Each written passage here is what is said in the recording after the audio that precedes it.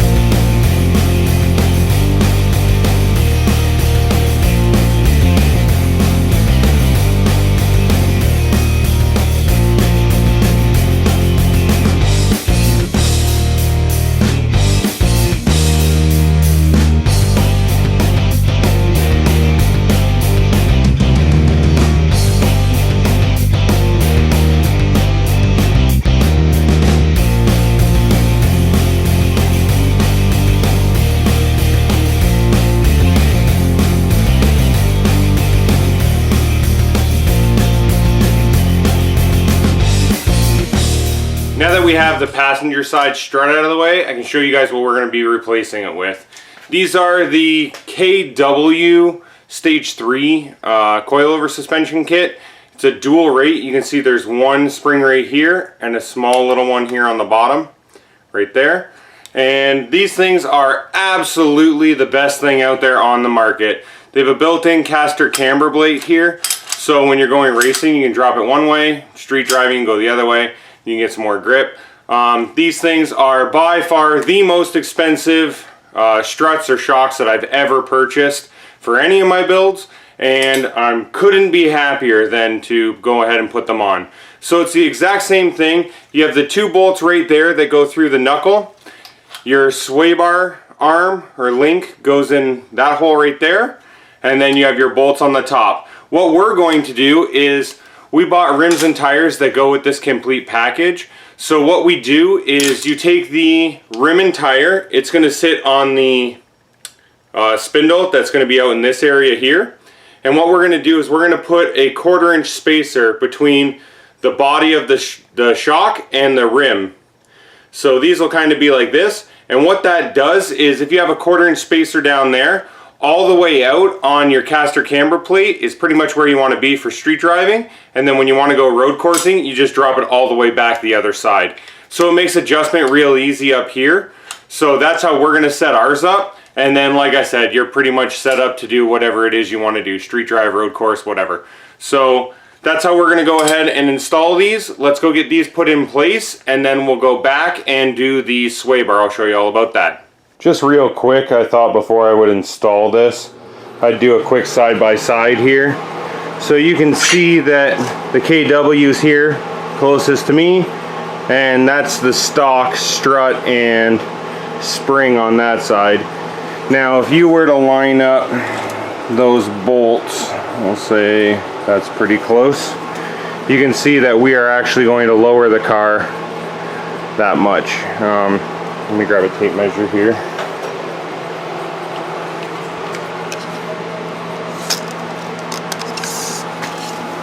So we are going to come down roughly 2 inches with doing this, and you can clearly tell there'll be some weight savings from this guy to this guy. I'm not so worried about the weight, but I mean every little bit will help, right? So there's your side-by-side. We'll go ahead and get this on the driver's side and move on to the sway bar. So we got the struts on the car. I pulled the old sway bar off. I'm not going to put it on just yet. I wanted to move forward to the brakes. So we got these huge brakes coming in from Stop Tech. I can show you here the part number. Ooh, there you go. So there's our rotor, and this thing is massive. You can see, let's get this thing out of the package here. Let me grab one of my old ones.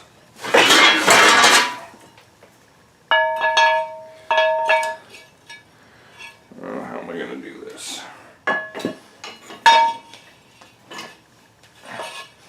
So there you go. You can see how much bigger that thing is. These are a 14-inch compared to the stock. I believe they're just under 12. So we have these rotors. Obviously you can't bolt this to the car, as you're probably wondering how we're going to do that. You have to buy the top hat for the rotor separately. So now when you want to replace the rotor, all you do is buy the friction disc here and you reuse this part. So they're not super cheap, but I mean, for what we want to do with this car, it's a worthwhile upgrade. So when you buy the rotor, it comes with a little hardware kit right here. And this hardware kit, there's part number. The hardware kit has all these little bolts. And the bolts have a little T-head on them. So you drop those through that hat, and then you Loctite them, and you tighten them up to 72 inch-pounds. Inch-pounds is a lot different than foot-pound. Inch-pound is, you know, almost no torque to put this thing together. So don't go and grab your half-inch breaker bar and try and tighten these little bolts down. So what you're going to do is you're going to take these, come on now. You're going to take this little sleeve, of course,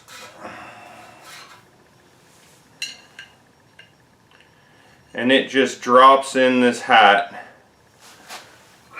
Sometimes you have to just tap them through just very lightly.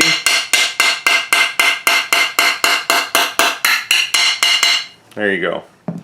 So as you can see, it has a little lock right there to stop it from turning.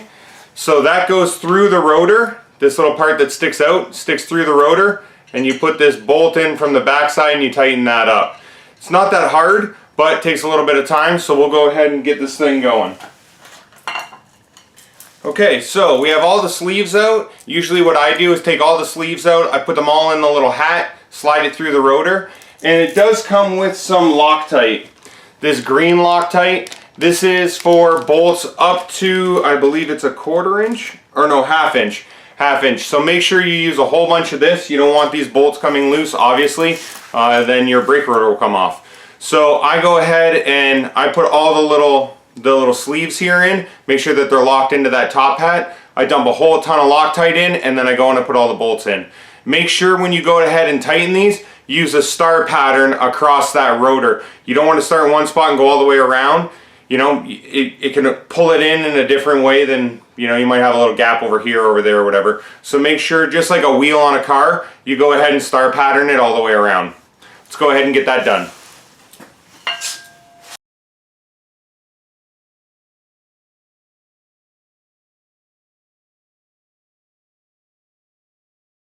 There you go. So I have all of them in place. You can see them all right there, and they poke through the backside. So what I do now is I'll go from the top and I'll dump Loctite in every one of those. Make sure you put a good amount, obviously. I set it through the rotor, and then I go ahead and I put a little bit more on the bolt, and then I put the bolt in the backside. Okay, so you can see now that the top hat is bolted to the rotor. You can see all the bolt holes around there. Now we're going to go ahead and tighten it in a star pattern. So, let me pull this socket off here. Just going to go around and make them finger tight. Okay, so we have them all finger tight now. And now we're going to go ahead, take our inch-pound torque wrench, it's a real small one, and set it to 72. And we're going to go ahead and tighten them up. Now, because we're on inch pounds, you probably won't hear a loud click like you would for a lug nut. So just make sure you're closely paying attention to when it does click.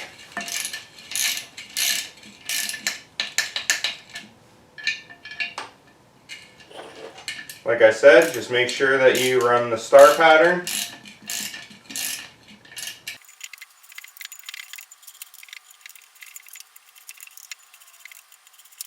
Okay, so that's all of them. Now what I'm going to do is I'm going to start at 1 and work my way all the way around, not skipping any, just in a circle pattern to make sure that I didn't miss any.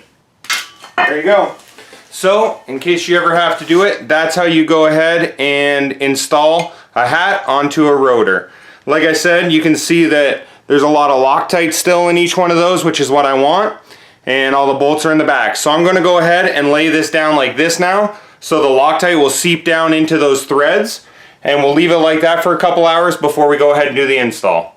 So now we're ready to go ahead and put the sway bar on, and we have new bushings. The bushings are split, as you can see they kind of open. So what you want to do is make sure that you get some energy suspension or Prothane or whatever. They have this grease, and it's not wheel bearing grease, it's a lot more sticky than that, but you want to use this grease on the ID here where it's going to ride on the bar, so you don't get the when you hit a bump or whatever. So make sure that you lube these up real well. You can open them, slide them over the bar, and then you just go and put the 2 bolts in again like that. Now I am going to go ahead and replace the sway bar end link, the part that connects the bar to the spindle, or the strut in this case. So I have those on order. I'm just going to get these in right now. We'll loosely install them, and then once I get the end link in, we'll attach those, and then we'll snug these down again. You don't want to snug it down, say your bar is like this, you don't want to snug that down and then pull it all the way up. So what we'll do is we'll wait until the end link's in, and that'll be at the right level, and then it'll just kind of pivot in there on that grease. Okay, let's get that done. So we have the old sway bars out. I'll go ahead and I'll put them together here so you can take a look at the difference. But first I want to get these little dog legs on. So this dog leg is what attaches the sway bar on this end up to the chassis on this end with the bolt. These are going to go roughly in this area. So you need to start from down here, and you kind of got to pull it around all these bends to get it up roughly here where it's going to live. if you look in the package that comes with it, you have that same grease that we used on the front. Make sure you put a bunch of that grease in this bushing hole, and then you'll be able to go ahead and pull it up over those bends. It's kind of a pain, but it will go. There we go, we got it started here. So now, just go back and forth and back and forth, and it'll pop itself around. Pop itself around those bends. Like I said, make sure you put a whole bunch of grease in there first, or else it's never gonna go. Let me swing this other one around. I already have one on. Now I can rotate this thing up a little bit. So again, just with the grease on there, it'll ease it, moving back and forth, and it'll stop the squeaks later on. Oh, there we go. Okay, so that's on there. Like I said, by having grease on there, it'll stop squeaking later on, and it'll help you get it on. Now this stuff is really sticky, so make sure that when you're all said and done, take a paper towel and just wipe down the end of the bar, because it's going to trap any road grime or anything like that into it. Now we need to do the same. You have these poly bushings here. This goes into the mount on the axle, and that's going to sit, let's see if I can swing this thing up for you. So that sits just on this little angled section right here at the very end. So we're going to go ahead and put some grease on there. We'll slide these guys on, and yeah, that's about it. So now that we have everything out of the vehicle, let's do a quick side-by-side comparison. So you can see that these are the old shocks on the left and the new ones on the right. And these bushings here, let's zoom in on them, they're pretty cracked and worn. These were, yeah, they're way past their prime. So I'm glad to get those things out. These are the new KW shocks. These are the jounce bumpers. That's if you bottom out, it's going to sit down onto these. I don't have the old ones out yet, but they look kind of the same. Let's move forward. Here's the springs. So here you have the Ford Motorsport lowering springs that were in the rear of this car. You can see they're a multi-rate, how they're tightly wound up here at the top and loosely bound at the bottom. And then here are our new KW coils. So you have a little tender right here. We pull that off. You have this black piece that's going to keep the two coils in line. So we'll slip that on there. Let's pull this actual spring off, and now you have the perch. So this perch is adjustable. As you can see, there's threads here. So this end here is going to sit down on the axle where the bottom of the spring right here used to sit. And then you can adjust the height of the car based on how much you turn this clockwise or counterclockwise. We're going to set ours to 57 millimeters from the top of this piece here to the bottom of that one. So I set both of those to 57. So we're ready to go ahead and put those back in the car. Moving forward here, you have the two sway bars. So obviously you have the old one and you have the new. The new is a little bit bigger in diameter, and again it comes with poly bushings here, here, and down here for the mount. So that should be a little bit of an improvement. Let's turn this way. There you go. So that's everything as a side-by-side. We're going to go ahead and get this thing put back together, and we'll bring you back and show you how it sits.